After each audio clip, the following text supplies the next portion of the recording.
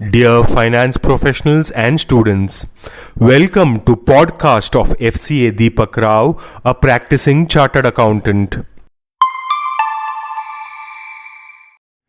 Weekly digest for week 4 of September 2025. US companies are poised to find it easier to sell products and services in India as the two nations renegotiate a trade agreement emphasizing the facilitation of digital trade. Both countries have agreed to avoid demanding proprietary information like source code or specific technology access as preconditions for business operations in India. The International Financial Services Centers Authority, or IFSCA, has issued a clarification regarding the applicability of its Listing Regulations 2024. The clarification specifically addresses the treatment of convertible debt securities such as foreign currency convertible bonds or FCCBs and similar instruments in relation to listing procedures. According to the circular, the procedure, manner, and conditions applicable for the listing of debt securities under the IFSCA Listing Regulations 2024 will apply mutatis mutandis to convertible debt securities until their conversion. This ensures consistency in the regulatory treatment of both traditional debt instruments and convertible securities. The Central Board of Indirect Taxes and Customs has issued a series of important notifications aimed at clarifying and amending various GST provisions. These notifications cover exemptions for insurance services, concessional rates for specified goods, liability on e-commerce operators, and revisions to compensation cess rates.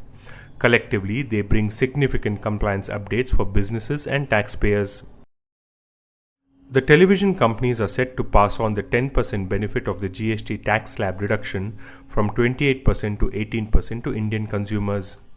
TV makers are expected to reduce the price within the range of Rs 2,500 to Rs 85,000 depending on the various TV segments. In addition, they hope for a surge in sales during festive seasons, expecting that consumers will go for a better version of the TV set with their money saved after the price reduction. GST 2.0 boosts festive e-commerce as Amazon, Flipkart, Meesho and Instamart sync sales with new tax cuts. Platforms update systems, stock inventory and expand logistics to ensure seamless delivery, driving a surge in consumer demand for electronics, fashion, FMCG and personal care.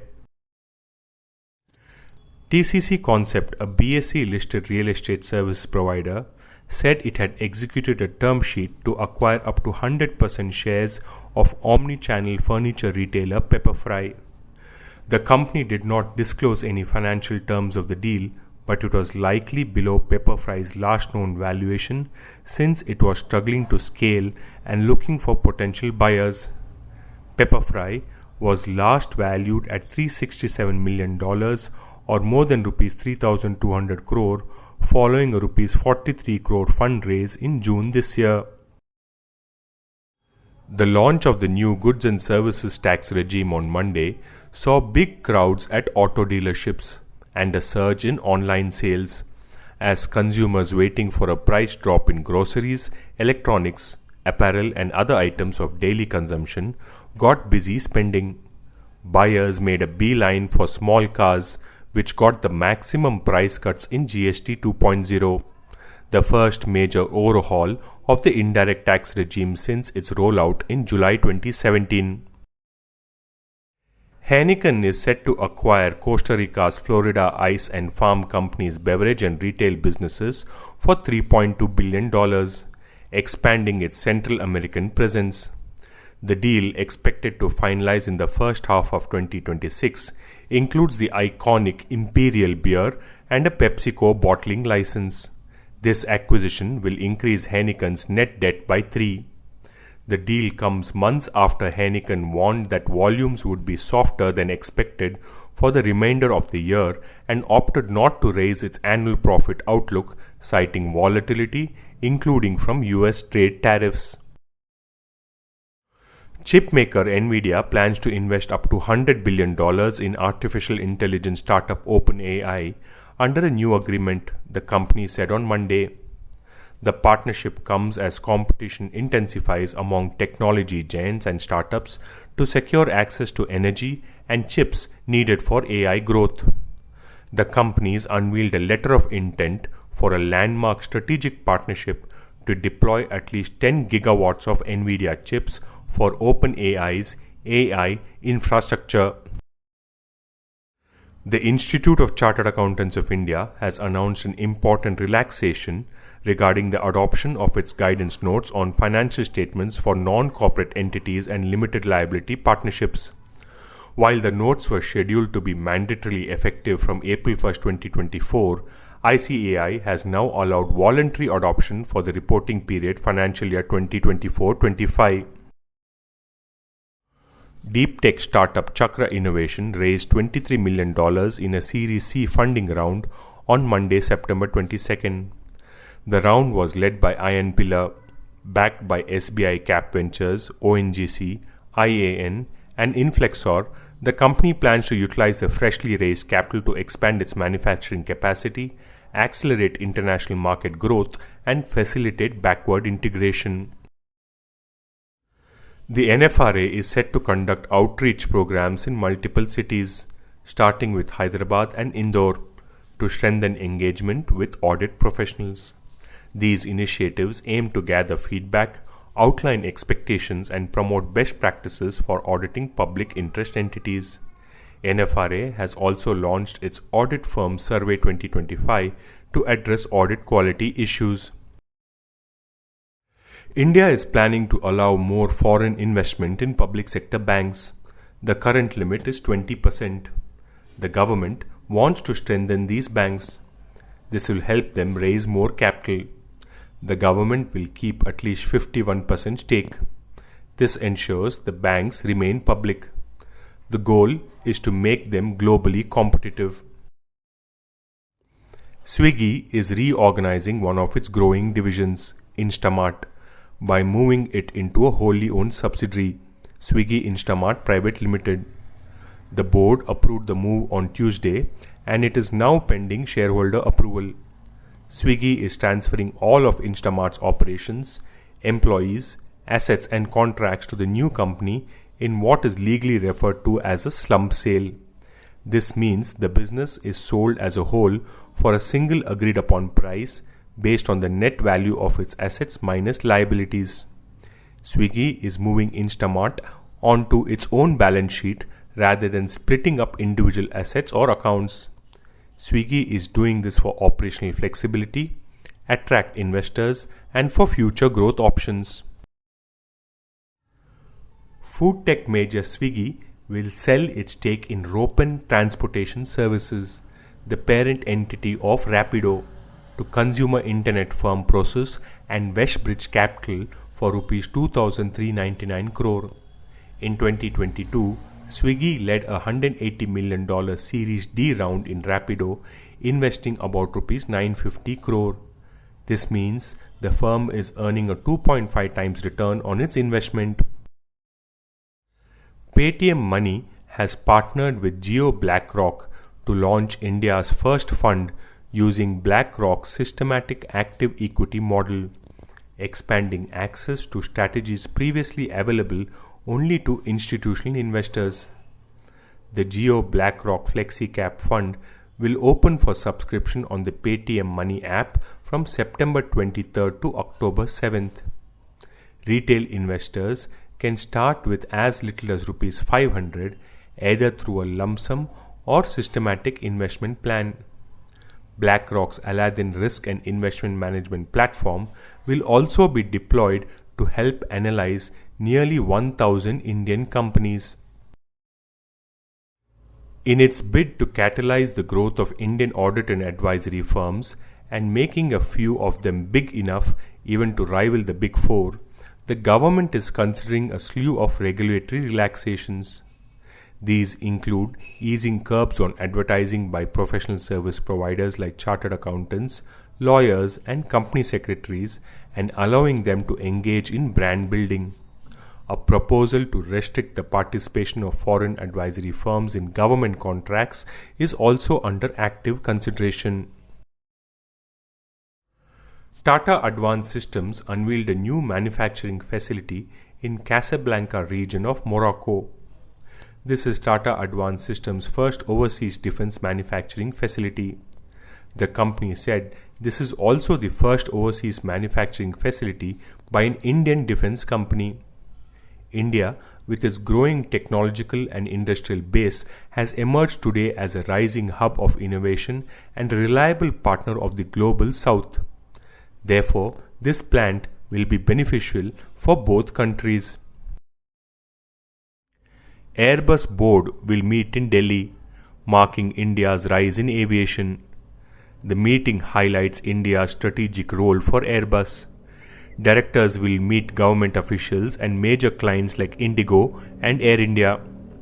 Airbus is expanding its Indian manufacturing, including pilot training and component sourcing. The company aims to increase component sourcing to $2 billion by 2030. Banks plan to launch a common portal to monitor consortium loans, sharing data such as audit reports, borrower responses, stock statements, and limit allocations. The platform, backed by 12 public and 5 private banks, aims to improve coordination, oversight, and post-sanction monitoring. Discussions include leveraging the Secondary Loan Market Association for secure, retrievable information throughout the loan life cycle.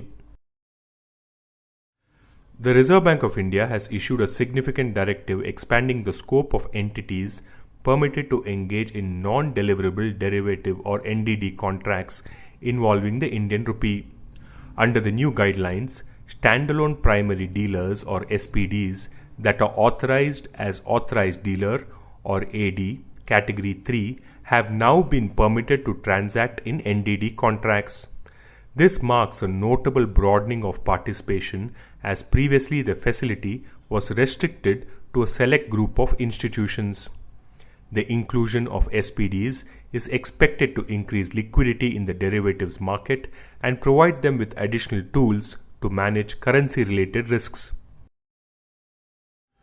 The Labour and Employment Ministry on Wednesday inked an initial pact with quick commerce player Zepto for enhancing employment opportunities and youth employability on the National Career Service or NCS portal. Zepto will provide 10,000 job postings during the MOU duration, creating a predictable and structured pipeline of urban employment opportunities for youth, women, and first-time job seekers. Reliance Industries' stake in Balaji Telefilms decreased to 21.07% in financial year 25, while remaining the largest non-promoter shareholder. Balaji Telefilms is shifting its focus towards films and digital content as TV revenues decline, securing a content deal with Netflix. The company raised Rs 130.7 crore to strengthen its film business, anticipating films to be the primary growth driver in the coming years. US-based HCA Healthcare on Wednesday inaugurated its Global Capability Center in Hyderabad with plans to invest $75 million by the end of 2025 and employ 3,000 professionals by 2026. The center, spanning over 400,000 square feet, will serve as a strategic hub and use advanced digital and technology capabilities to help drive innovation and operational excellence across the HCA Healthcare's operations. Donald Trump plans new import taxes from October 1st. Taxes include 100% on medicines, 50% on kitchen items, 30% on furniture, and 25% on heavy trucks. Trump believes tariffs boost domestic manufacturing and cut the budget deficit. Experts warn of rising inflation and slower economic growth. This move impacts healthcare costs and home building. 3 Coca-Cola bottlers in India, including SLMG Beverages and Hindustan Coca-Cola Beverages, will invest Rs 25,760 crore to expand food processing infrastructure across 9 states. This significant investment, supported by the Ministry of Food Processing Industries, aims to create 30,000 direct and 300,000 indirect jobs by 2030, strengthening Coca-Cola's presence in its fifth largest global market. TVS Motor Company is set to acquire Engines Engineering SPA. The acquisition aims to establish a global center of excellence in Bologna. This center will focus on design and engineering. The deal involves acquiring 100% ownership of the Italian firm. It will enhance TVS Motors' capabilities in premium and electric vehicles. Norton Motorcycles will also benefit from this acquisition. The Central Board of Direct Taxes has extended the due date for furnishing the report of audit under any provision of the Income Tax Act 1961 for the assessment year 2025-26. The due date is extended to 31st October 2025. To speed up the resolution process of insolvent companies, the government has proposed a rule-based system for resolution professionals or RPs to determine the value of claims submitted by various creditors of an insolvent company. Under the Insolvency and Bankruptcy Code Amendment Bill 2025, tabled in the Lok Sabha last month, the RPs will have a quasi-judicial authority to ascribe values to the claims made by different creditors of a company that has gone into insolvency. This is a major shift from the current practice where RPs have been arbitrarily doing the claim assessment. There have been instances where RPs would reject the claims made by the creditors or put a notional value to the claims. In such cases, the aggrieved parties would approach National Company Law Tribunal or NCLT, leading to significant delays in the resolution process. However, the relevant amendment would likely reduce the disputes by giving powers to RPs to determine the claim values based on set of rules. London-based tech firm Nothing has spun off its CMF brand into a standalone subsidiary with global headquarters in India, announcing a $100 million joint venture with Optimus Infracom. It plans to make India its base for operations, R&D and manufacturing.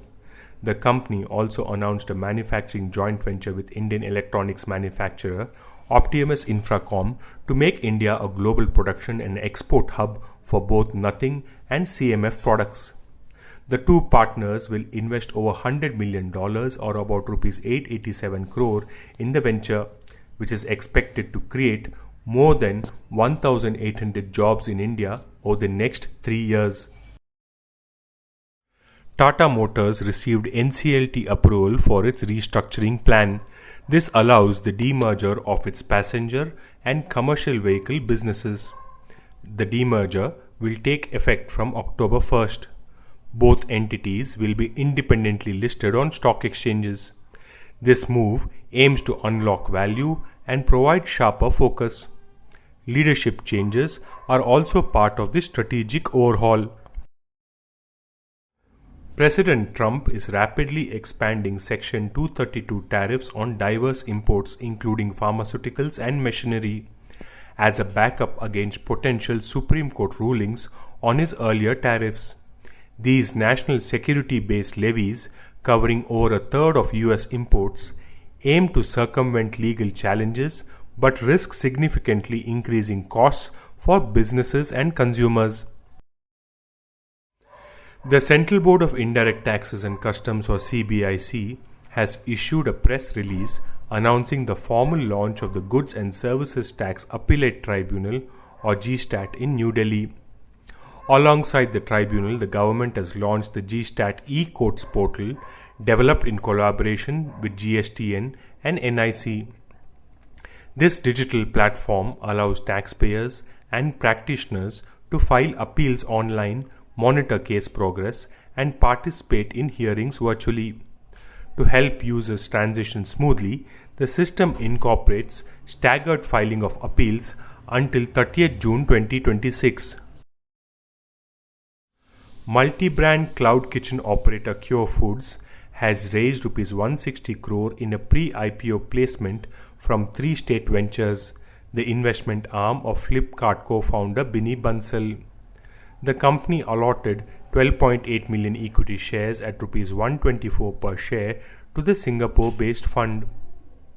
Founded by Ankit Nagori, Cure Foods had filed its draft red herring prospectus in June 2025 for a proposed IPO comprising a fresh issue of up to Rs 800 crore and an offer for sale of 40.8 million shares by existing shareholders.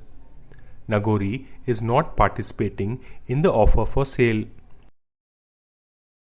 Rolls-Royce, a global leader in power systems specializing in aerospace and defense engines, has inaugurated a 700-seater global capability and innovation center in Bengaluru, its largest and most advanced facility worldwide. The new facility strengthens Rolls-Royce's operations in India, where it employs over 3,000 people, more than 2,000 of whom are highly skilled engineers based in Karnataka, working both in-house and through partnerships. Quick medicine delivery platform Plaza raises $1.4 million funding led by All In Capital. Plaza will use the funds to expand its product range and increase its store footprint in Bengaluru. Currently, it has one store in the city and will add 2 more this year. While Plaza aims to deliver within 15 to 60 minutes, it has taken an omni-channel approach. It started with its flagship store in Yamalur and plans to open 20 new outlets in the next 12 months. This podcast is sponsored by Sound of CA. We share because we care. Vande Mataram, Jai Hind.